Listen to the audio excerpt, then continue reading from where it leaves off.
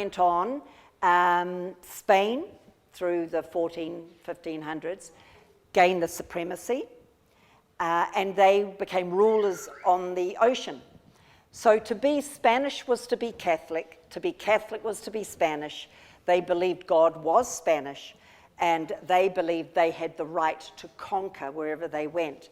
And that's what they started to do, and threatened the Venetians' economy, because like the Venetians, Papal Rome was also very much into slavery, very much into commerce and banking, and very much also into child sacrifice. So it's at this stage, around the 1400s, that the Venetians, again, the writing was on the wall, and the nobles decided that they would move on somewhere else. Venice wasn't destroyed. We know that's still there today. I've been there. I've been on the gondolas. But most of the oligarchy went, and they went further up into Europe to another swampy ground known as Holland, or the Netherlands. And you can see here the Venetians in their 14th century garb, standing the statues outside of Deutsche Bank. Deutsche Bank is a nefarious bank that operates common purpose, if anyone knows anything about that. Pretty secret. It's supposed to be a charity, and it trains our people, our police, our military, in how to go beyond authority, as we're seeing down in Wellington now. You can't just say, hey, I'd like to be common purpose trained. You are picked. They look for the right mind that they can meld. If you go on LinkedIn here in New Zealand and find different, or just look at what jobs they're offering, often you'll see they're looking in government agencies, they're looking for common purpose trained individuals. The training moves into neuro-linguistic programming. It's right through the West now. The face of common purpose is Julia Middleton out of Britain. And where common purpose has been introduced into schools, because they're looking for those right young leaders of tomorrow, particularly in Wales, there was a spate of suicides in the schools where they took this program into. Of course, they stopped the program, but no one joined the dots. Nothing to see here, people, and they moved on. It's mind-changing. The last protest I went to last year, I had a policeman here in Auckland lunge through the crowd and grab me by the throat. And if it wasn't for a couple of freedom fighters, I'm not quite sure what might have happened next. But this is a guy that's gone beyond authority, and that's what we're seeing down in Wellington now, with the way they're being bullies and actually ending up breaking people's bones, people's sternums, with their thuggery. They're no longer here to keep the peace for we the people. They are now thugs, bully boys for the government. So this is where the Venetians ended up. Now, they were there for a wee while, and they thought, we've got this beautiful English Channel. What if we grabbed that? What if we had the supremacy on that? So around the 1700s, that's what they did. They jumped the ditch. Now, I know this is the 1500s. We'll come back to King Henry VIII. But they jumped the ditch, and they got into London, and they integrated with the aristocracy in London and started changing the culture of England. Okay, so these are the Venetians. So we're going to step back 200 years to Henry VIII in the 1500s. He had a problem, and his problem was he was married to his dead brother's wife, and she wouldn't produce a male heir for him, and he wanted her gone. But in those days, if you weren't Catholic, you were dead. So he had a problem. He couldn't speak to the papacy, he couldn't speak to the bishops, so he decided he would write to all the universities to see if some bright mind out there could have a solution for this little problem. And wouldn't you know it, there was a guy at Padua University and his name was Giorgio Francesco, and he had the solution, and he got into the palace there, and his solution was to say to Henry VIII to come out of papal Rome, come out of the Catholic Church, and be independent, start up your Church of England. That way, you can get a divorce and you won't get chucked out of the church. So that seemed quite a good idea to Henry VIII.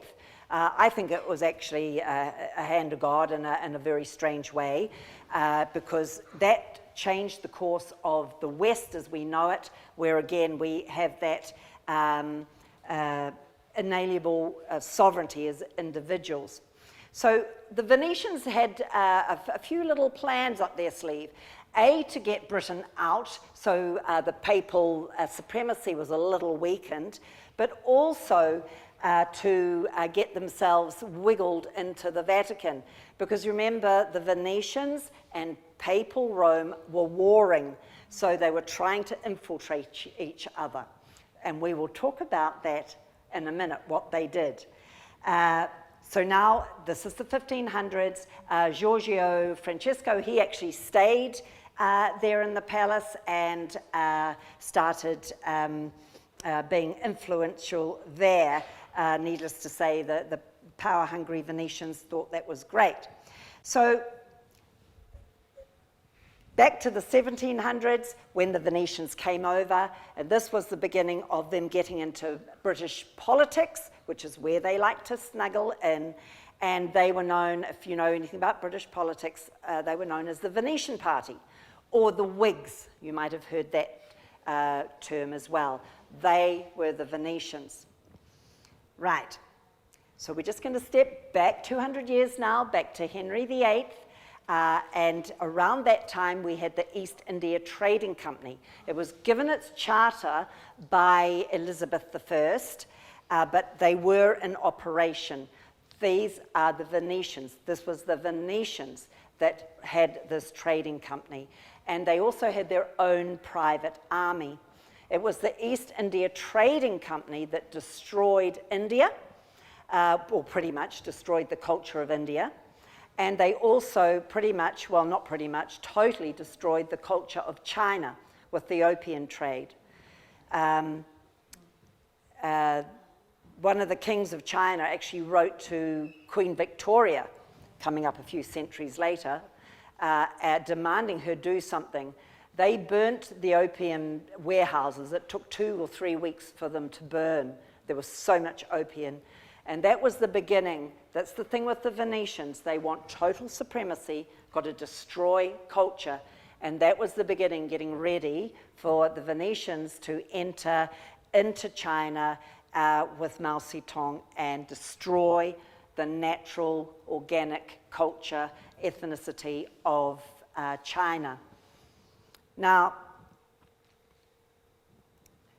we're just going to step, we're back now around the 1500s, all right? So we're just looking at those 200 years in Britain where the Venetians were particularly busy getting their little fingers in there.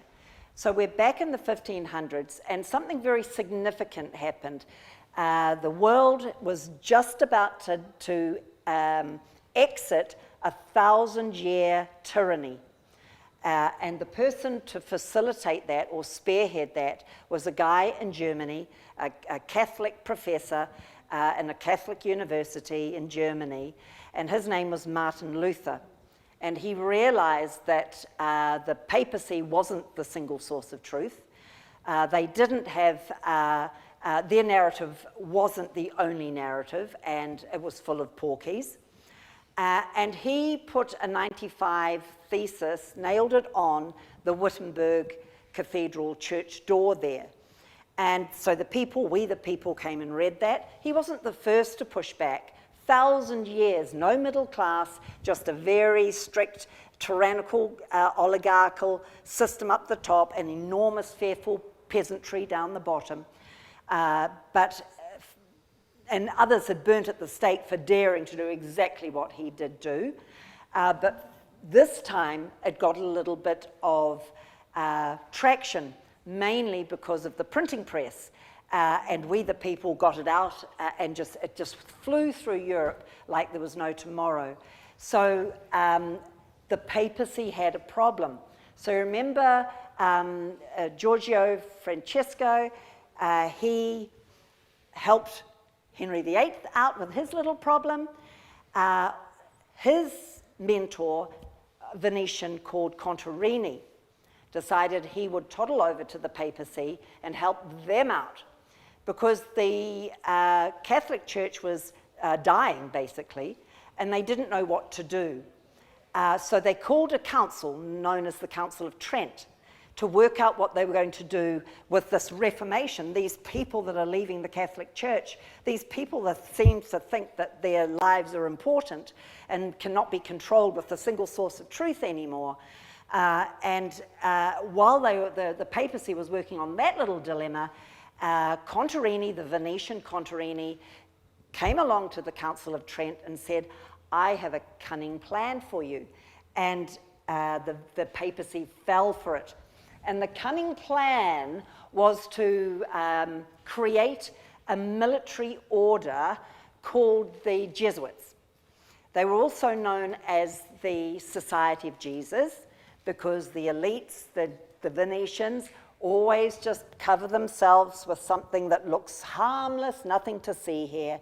But they are Jesuits. Even Napoleon was influenced and manipulated by them and murdered by them in the end. And he was very clear they were not a religious order, they were a military order. But Contarini, the Venetian, said, I will start the Jesuit order to destroy Protestantism, to destroy those people that are leaving the Catholic Church. And they started the Jesuit order with a man called Ignatius of Loyola. He was a Venetian. He was in the army in Spain, but had got wounded and had sort of packed a sad and hid out in a cave where he had these amazing visions, and this beautiful snake would come and visit him and teach him all sorts of things and give him what's known as Jesuit spiritual exercises. So the Jesuit order was birthed. So we have the Canaanites that became the Phoenicians, that became the Venetians, that this is the power, the bloodline, that became the Jesuits. Now, we know that they were into ancient mystery religion as well, because they're a little symbol, their acronym there, IHS, which you get on the host or the wafer in the Catholic Church for communion, we've been told stands for in his service. But it doesn't. It stands for Isis, Horus, Set, the ancient mystery god. Set, Baal, Bel, same person, same god. And we get Horus, that's where we get our word horizon from. Horus has risen. Isis is who the Catholic Church now call Mary. That's why Mary is in blue.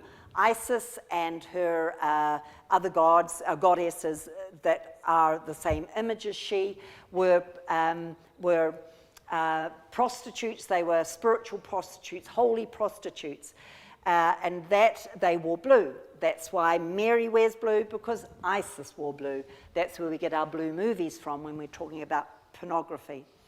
The cross on the top there was a satanic symbol. It was never a Christian symbol. We tend to say it is now, but it isn't. That's why Jesus was nailed on the cross. It was victory, Satan's victory over Christ, and there's the 3 nails that he was crucified with there. This is an order. If you go home and DuckDuckGo it and bring up the Jesuit oath, and you'll be shocked. Not every Jesuit takes that oath. You have to be a Jesuit, I believe, for 20 or 30 years. And you take an oath, and that oath you are as a cadaver. You are as if you are dead. So if you're asked to do whatever, you will do it. You've taken that oath. And you've taken that oath to destroy Protestants and liberal Catholics. And that's why JFK was taken out in the 1960s in a very public, international manner on television. They don't fool around. And he was doing other things that were against the Jesuit order as well. It wasn't just that he was liberal. but we haven't got time for that tonight. The Jesuits, they were the instigators of the slave trade, the sugar plantations, because the Jesuits, as I've said, comes from the Phoenicians, Phoenicians, Canaanites. They were very big in slavery. They also, in the 16 and 1700s, had what was known as the Paraguay reductions. You'll be very hard-pressed to learn much about them if you were to duck-go it. It's minimal. But basically what they did is they asked the Indians there to come into these lovely big reductions, these big compounds. We'll look after you. We'll give you free education. Sounds familiar, doesn't it? Free health. Oh, yeah. We'll give you lots of entertainment. Make sure you've got a television. And we'll give you lots of sports so you don't realize you're a slave. You just stay on the plantation. You do as you're told. So that's what these Indians did. They didn't realize that they were actually slaves. They were asked to make beautiful violins and clocks, and these were sold in Europe, and the Jesuit order became extremely rich, so rich that the papacy started getting really worried, and they actually banished the Jesuit order. They were also banished from Colombia and Paraguay and the other countries in South America where they had established themselves. They were banished for over 80 countries in the world. Japan was so fearful of the Jesuit order that they wouldn't allow a Caucasian to step on their soil for over 200 years. They were that evil and that nasty. The Pope that banished them, within a few months, he was poisoned. And he said, I knew they would get me. I didn't realize it was going to be so soon, nor such an evil manner. He was put into months of really his guts and his bowels collapsing. It was not a nice time at all. It took him a long time to die. So I speak a lot of these things and We Are Revolting. I sort of join the dots and underpin it a lot more than what I'm saying tonight. But it's important you know, because these are the same people that are ruling us today. You know, we've got the Rothschilds, we have the Rockefellers. They're the people we see, but there are more behind the shadows.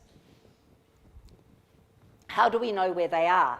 Well, we know where they are because we'll see an obelisk.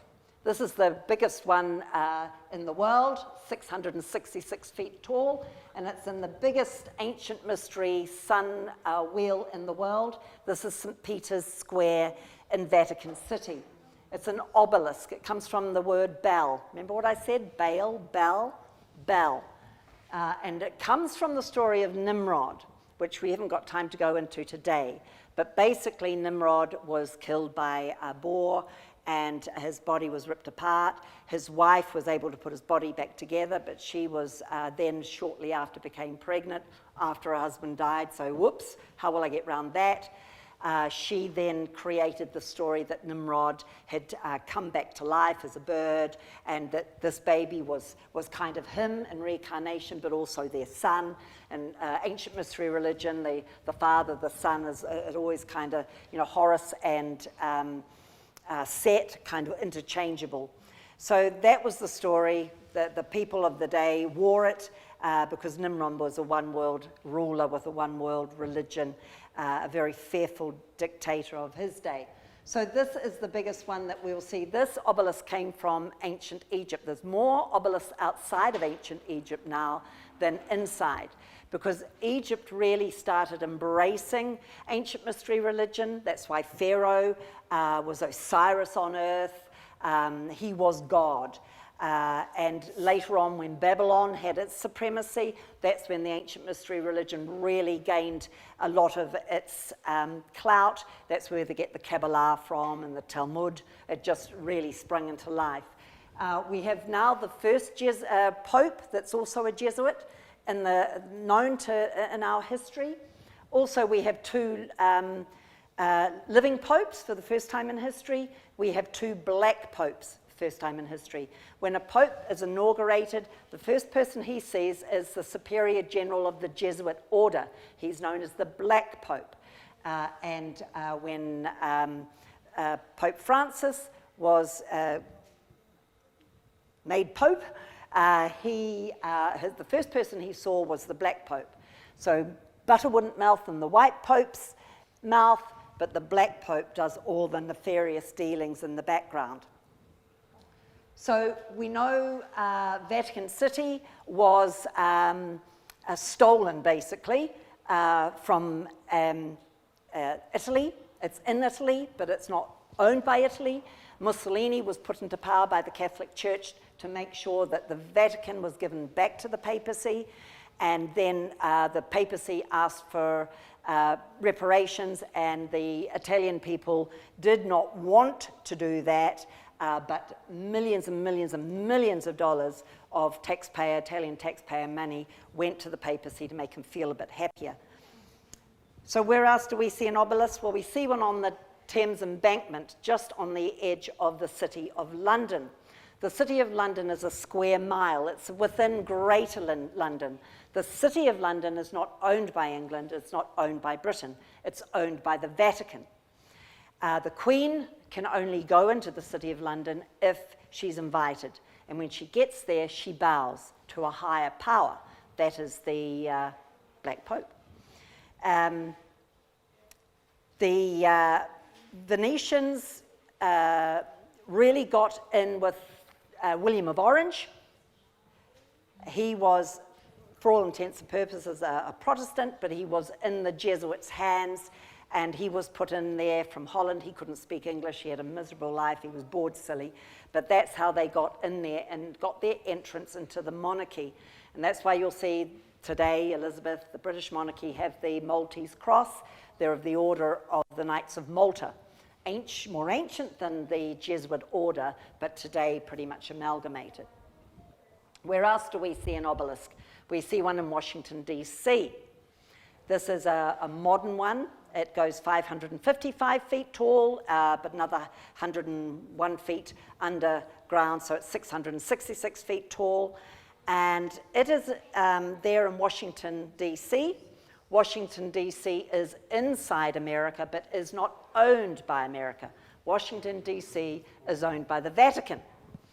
And like the City of London, that is the Vatican's financial seat. That's where all the banksters are. That's where all the insurance companies are. Washington therefore owns the military, as it were. So American troops are basically the Vatican's private army, because they always had one in the past, and you wonder why America continually goes to war. I don't believe any new wars were started during the Trump regime, but within the first week of Biden back in, the wars were cranked up because we have to get the banksters into those countries where the Federal Reserve isn't in yet. So the Jesuits got into America very early, and I go into that in We Are Revolting. Lots of quotes from the early founding fathers, Lincoln, Washington, Jefferson, of the Jesuits. They knew they were coming in the droves, and how were they going to deal with all this? But this is how they hobbled America. They changed a word. They took the word "for" out of the Constitution for the United States of America, and they put the word "of" in. But they also complicated that a little bit further by putting it in all caps. And if you know anything about common law, when something's all caps, it doesn't exist. It's called dog Latin. If it was Latin, it would have a dot between each word and no gap. So this, when you look at the Chicago Styles Manual, all caps is a foreign language, and it's sign language. We know we can read, we see them, we see the letters, and we accept them as words, and we read them. But there's a Roman maxim that says, "He who will be deceived, let him be deceived." We are being deceived. That Constitution of the United States of America is only a picture. It means nothing, absolutely nothing. All trickery. When I was investigating this, it was a wonder to me that we were still here. And I believe, it's only by the hand of God that we are here, because they've been at this work for many centuries.